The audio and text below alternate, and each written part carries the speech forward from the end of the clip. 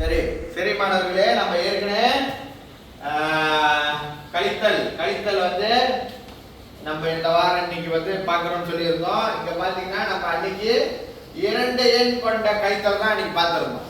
சரியா? 2 எண் கழித்தல். இன்று வந்து எத்தனை எண் கழித்தல்? 3 எண் கழித்தல் இருக்கு. சரியா?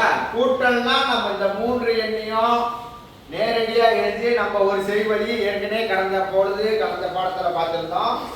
அது ஒரு செய்வழி. 3ஐயும் ஒரே தடவை எழுதி நம்ம எழுதி செய்யலாம். சரியா? எழுதி செய்யலாம். ஆனா கழித்தல்ல அப்படி செய்ய முடியுமா? முடியாது. ஏன் முடியாது? கழித்தல் வந்து நம்ம அது குறைவான எண்ணு, அது எண்ணிக்கையில நம்ம செய்யறதுனால கழித்தலை வந்து நம்ம முதல்ல 2 எண்களை வச்சு கழித்த பின் வர்ற எண்ணோட தான் நம்ம அடுத்த எண் கிட்ட நினைக்கிறேன். சாரி, அங்கே வெளிச்சாடி. சரியா? வர்ற எண்ணோட நம்ம கழிக்க முடியும். அதே போலதான் கூட்டல் செய்தது போல இது முன்னுக்கு 2 எண் கழித்தல் செய்தது போல இடமதிப்பு ஒப்பிட்டு இடமதிப்புக்கு ஏற்பதான் நம்ம அந்த எண்களை எழுதணும். ஏன்னா இதோட இடமதிப்பு 1, இதோட இடமதிப்பு 10. அப்ப இதை 10 கொண்டு போய் ஒன்றுல வைக்க முடியுமா? முடியாது. சரியா? ஆகையால அந்த இடமதிப்புக்கு ஏற்ப 1னா 1க்கு கீழே தான் எழுத வைக்கணும், 10னா 10 கீழே தான் இருக்கணும், 3னா 3 கீழே, 100னா 100 கீழே தான் இருக்கணும். சரியா? இப்ப நம்ம அதுக்கு தந்தது போல அடுக்கணும். அப்ப முதல்ல 1, 10, 100, 1000. சரியா? அப்ப இதோட முழு எண்ணிக்கை எவ்வளவு? 9300. இது 66790. சரியா? இது வந்து பெரிய எண், இது வந்து சிறிய எண். சரி, தொகையில அப்ப கழித்தல்ல வந்து நம்ம என்றுமே பெரிய எண்ணை தான் மேல வைப்போம், சிறிய எண்ணை கீழே வைப்போம். அப்ப அதுக்கு அந்த மாதிரி 1க்கு 1, 10க்கு 10, 100க்கு 100, 1000க்கு 1000 நம்ம வரிசைப்படுத்தி எழுதிட்டோம். இப்ப கழிக்க போறோம். சுழியம் கழித்தல் சுழியம் கழித்தல் 9 முடியுமா? சுழியத்துல 9 கழிக்க முடியுமா? வீட்டுள்ளுக்கு யாருமே இல்ல, வீட்டுக்கு வெளியே 9 பேர் இருக்காங்க. அப்ப நம்ம அவங்க கூட விளையாட முடியுமா? அவங்க கூட நம்ம இது போட்டி போட முடியுமா? முடியாது. அப்ப நம்ம பக்கத்து வீட்டுல இருந்து அவங்கள உதவிக்கு கூப்பிடுறோம். பக்கத்து வீட்டுல இருந்து உதவி கூப்பிடும் போது என்ன ஆகும்? ஒரு எண் அங்க வந்து ஒரு 10 பேர் வராங்க. அப்ப சுழியம் கூட்டல் 10, நமக்கு 1 இங்க போட்டோமா 10000. இதுல எழுத முடியாது, சார் இங்க எழுதி காட்டுறேன். 9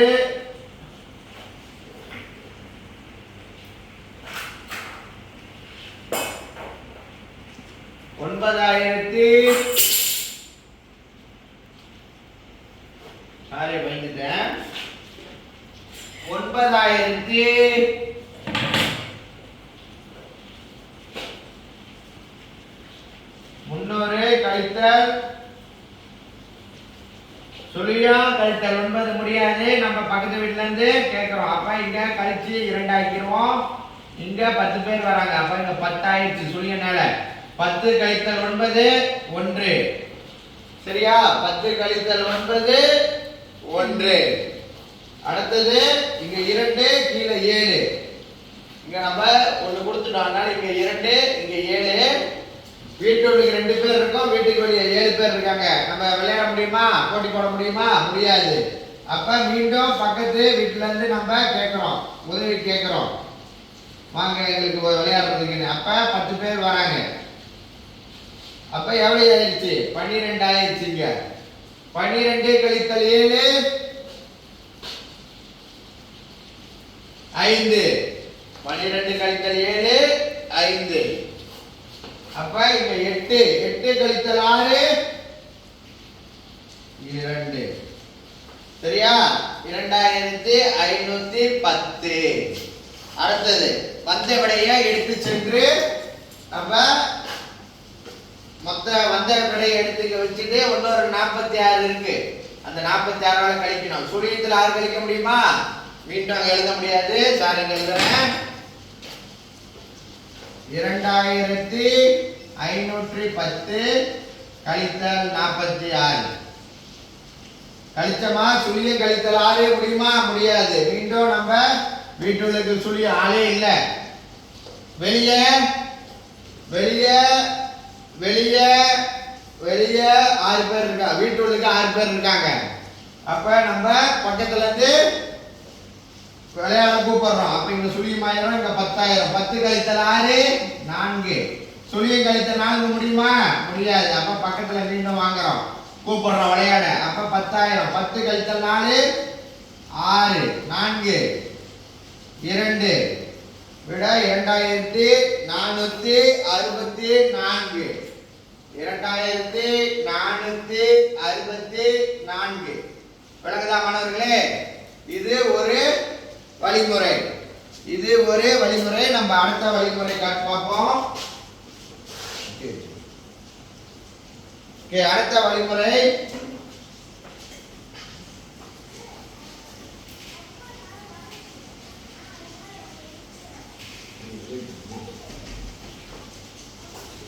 அடுத்த வழிமுறை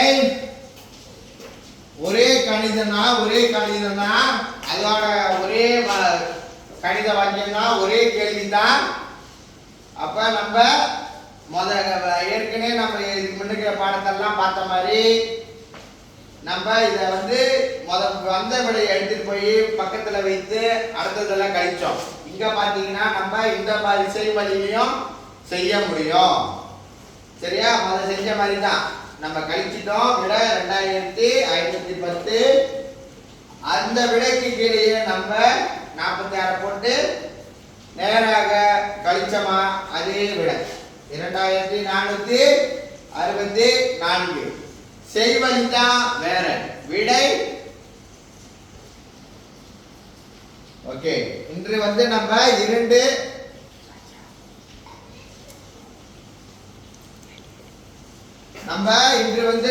இன்னைக்கு நம்ம பார்க்கிறது கழித்தல் தான். கழித்தல்ல நம்ம எப்படி எடுத்து சென்று கழித்தல் பார்த்தோம். ரொம்ப சுலபம் தான் மாணவர்கள், உங்களுக்கு ரொம்ப சுலபம் தான். எந்த ஒரு வித்தியாசமும் இல்லை. எப்படி நம்ம இதுக்கு முன்னுக்கு எடுத்து செல்லாம கழிச்சோமோ, எடுத்து செல்லாம அது கூட்டல்ல பார்த்தோமோ, அதே மாதிரி தான் நம்ம இன்றைய கழித்தலும் இன்னைக்கு நம்ம இங்க பார்க்கிறோம். மாணவர்கள் கஷ்டமே பட வேணாம். அந்த இடமதிப்புக்கு ஏற்ப கேள்வி எழுதிட்டு கணித வாக்கியத்தை எழுதிட்டு முறையா நீங்க அதே போல கணக்கை செஞ்சீங்கன்னா எந்த ஒரு சிக்கலும் இருக்காது. புரியுதா? எந்த ஒரு சிக்கலும் இருக்காது. இது உங்களுக்கு இந்த செய்முறை கடினமா இருக்குதுன்னா நீங்க என்ன செய்யலாம்? சார் சொன்ன மாதிரி தவறு நடக்கும்னு நினைச்சா நம்ம இந்த செய்வழியிலே நம்ம நிறுத்தி கொள்ளலாம். சரியா? எந்த கணித வாக்கியம் வந்தாலும் முதல்ல 2 வர்ற எண்ணை வச்சு கழிச்சுட்டு அடுத்த எண்ணோட நம்ம என்ன செய்யலாம்? அடுத்த எண்ணோட வர்ற விடையோட கொண்டு போய் நம்ம மீதம் இருக்கிற கழித்தலை கழித்து கொள்ளலாம். புரியுதா இல்லையா? அப்ப நமக்கு எந்த ஒரு சிக்கலும் வராது. இந்த மாதிரினா தனித்தனியா இருக்கு, தவறு நடக்காது. நம்ம மீண்டும் சரி பார்த்து கொள்ளலாம். அது மாணவர்களோட கைவண்ணம். உங்களுக்கு எந்த செய்முறை இந்த செய்முறை சரியா வருதா அல்லது இந்த செய்முறை சரியா வருதான்னு நீங்க பார்த்து கொள்ளலாம். எந்த சிக்கலும் இல்லை. புரியுதா? அப்ப நீங்க எந்த செய்முறையில செய்ய போறீங்களோ அந்த செய்முறையை பயன்படுத்தி செய்து கொள்ளலாம். அதோட முக்கிய கூறு என்னது? பெரிய எண் மேல இருக்கணும், சிறிய எண் கீழே இருக்கணும். அதோட இட மதிப்புக்கு ஏற்ப நம்ம அந்த கணித செய்முறையை எழுதி கொண்டோமா எந்த ஒரு சிக்கலும் இருக்காது. சரியா?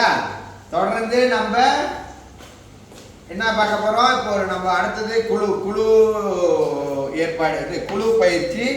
குழுல மாணவர்கள் குழு பயிற்சி செய்வீங்க. அதுக்கு நம்ம குழு பயிற்சிக்கு போறோம்னுக்கு இந்த கழித்தல் கேள்வியில எதுவும் கேள்வியில இருந்தா கேட்கலாம். அப்படி இல்லைன்னா நம்ம குழு பயிற்சிக்கு குழு விளையாட்டுக்கு நம்ம முறையே சென்றலாம். சரியா மாணவர்களே? எது கேள்வி இருந்தா கேளுங்க.